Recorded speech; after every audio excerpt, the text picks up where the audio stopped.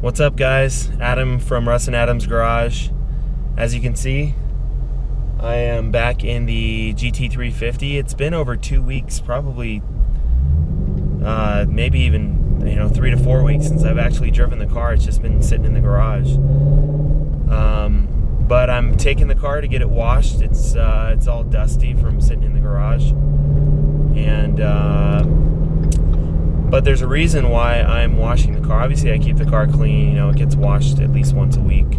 But I don't drive it very often. It's not my daily driver. But the particular reason why I'm taking to get it washed right now is because the car is actually being sold. I put it up for sale. I don't want to sell the car. I'll explain why in a couple minutes. But the car is for sale, and I've had a lot of interest, potential buyers, and I think I have a buyer for the car. He's flying out next week to come and look at it, and if everything is good to go, no surprises, he'll be taking the car home next week. So I haven't owned the car for too long. I've owned it for since last September. This was my dream car. I saved up to buy this car. I'm not wealthy. I'm in the military. But this is my dream car. I never thought I'd be able to buy it, but I got a great deal on the car. I got a really good offer on my Boss 302 when I traded that car in. I bought that car, the Boss 302, for $40,000, tax-free, because I bought it through military car sales while I was overseas. And I got that for $40,000. I tracked it for almost 5 years. It was my track car. I wasn't a daily driver. Some great adventures in that car: Monaco Grand Prix, Nürburgring, a bunch of different tracks in America. Some awesome European road trips that you've seen in our other videos. Love that car. I sold it. I traded it in for $30,000, and I was able to also strip most of the aftermarket parts off the car and sell it for, like I said, or trade it in for $30,000, and then sell all the aftermarket parts, which I made about another $3,000 off of. So, great deal on the trade, good deal on this GT350. I bought the car last September, and now it's being sold. The reason for selling it is because I'm actually getting out of the military, transitioning to the civilian sector. I'm going to be living somewhere where I don't have a lot of space. Also, the logistics of moving 3 to 4 cars around the country when I move, and storing them, and this training I'm going to be going through for the new job, and figuring all that out. I just made the decision to sell the car, and maybe sometime down the road, maybe I'll get another one, or whatever next new performance car is coming out. I've loved this car. It's my dream car. There's nothing wrong with it. I'm not selling it. I'm not selling it because I want to get rid of the car. I'm really selling it because I have to get rid of the car. So, some things I love. I'll go over a couple things that I really have loved about the car, and maybe a couple things that I didn't like so much. So, first off, what do I love about the car? From right up when you walk up to the car, I love the looks. It's a beautiful car. I like the lines. I like the different aero pieces that the car has on it that give it that really aggressive, sports car look. The interior is nice. You can see these seats are amazing. Best seats you can get in a car for under $100,000, in my opinion. I like that it comes track ready out of the box. It's got all the coolers on it. It's got all the, on the LCD display inside the car, everything you want to see about your car while you're tracking it. All the different, transmission, engine, differential oil temperatures, coolant temperatures, cylinder head temperatures, everything you need to see about the car to make sure that everything is good to go when you're on the track. The different, individual tire pressures, then all the track apps it has, the MagneRide suspension. This transmission's amazing. My biggest complaint about the Boss 302 was that GetTrag MT82 transmission that was horrible. This one, though, 0 problems. I bought it, I put 1,000 miles on it, and I went to the track, tracked it. I got 4 track days on this car, plus some, a couple days on the Tail of the Dragon, and 0 issues. It did everything with no problems. It didn't even break a sweat.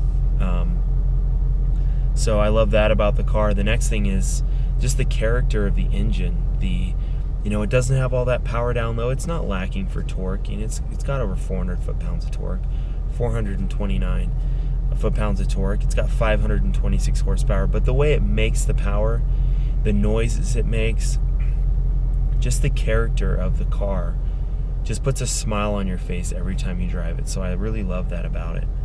A couple things I don't like about the car, and I'm really just being really picky because there's not a lot, but I wish Ford, they said for the GT350, they cut out a lot of stuff that if it didn't have to do with performance, they didn't put it in the car. But they did put these, 31, 32 pound super heavy wheels on this car. The GT350R has the carbon fiber wheels that only weigh 17 pounds. These wheels, the fronts are almost 33 pounds. That's without the tire.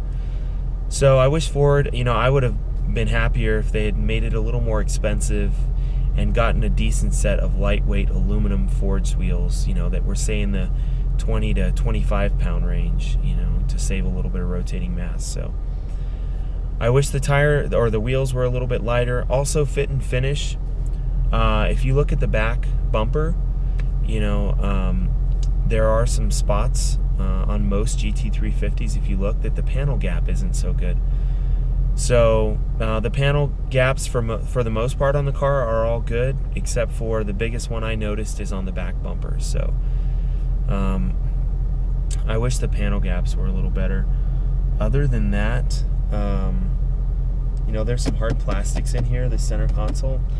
Me personally, I don't really care. Some people do. If you watch car reviews about this car, there will be some complaints about hard plastics. Other than that, everything else is soft touch. The dash and everywhere else is mostly soft touch. Apple CarPlay is awesome.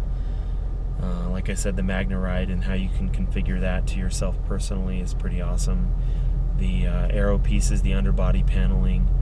It's the first real sports car I've owned. The Boss 302, yeah, it was kind of a sports car, but you had to do a bunch of stuff to it to really get it track ready. This car, really, it's the nicest car I've ever owned. Like I said, it was my dream car. I've never owned a car this expensive. The Boss was the most expensive car I'd ever bought at $40,000, and now this one's a $60,000 car. So I can't really think of anything else other than weight savings. I wish that Ford had done a little bit more to get some more weight savings off of this car, instead of it being about 3,750 pounds. If they'd got it into the 3,600 pound range, it would be even more amazing. So that's just me being nitpicky. Overall, amazing car. You can daily drive it. I don't daily drive it, but you could. You can, with the MagneRide suspension, you can go from a soft suspension setting to hop on the track and go real stiff if you want to. And it really changes the characteristics of the car. Overall, like I said, I've loved this car. It's amazing. So I'm really sad to see it go. I did not want to sell it. I really stewed over the option of keeping it and figuring out how to keep the car and not get rid of it. But the responsible decision and with logistical decision to make was to get rid of the car. So I don't know what car is going to be in my future. For now, you're going to see some more videos of me with my 1967 Mustang. That's going to be my track day car for the next year or so, and we'll see. Maybe it'll just be my track car and I won't get something else, but I don't know. We'll see. But I'm going to document, and I'll shoot some video of me preparing the car for the track, pulling the transmission, and doing a couple other modifications. Seats, harnesses, some safety things, just to get that car track ready. But other than that, that's it for now. Like I said, I'm Adam from Russ and Adam's Garage.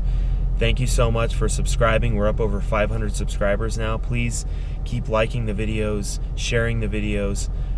If you've got friends, get them to share our videos and subscribe to our channel.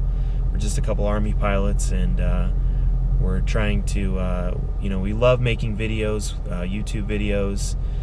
We love hearing your comments, getting feedback on future videos. So thanks for supporting the channel, and sorry to see the car go, but GT350 should be gone next week. Maybe I'll shoot one more quick video before I get rid of the car. So we'll see you guys later, and thanks for watching.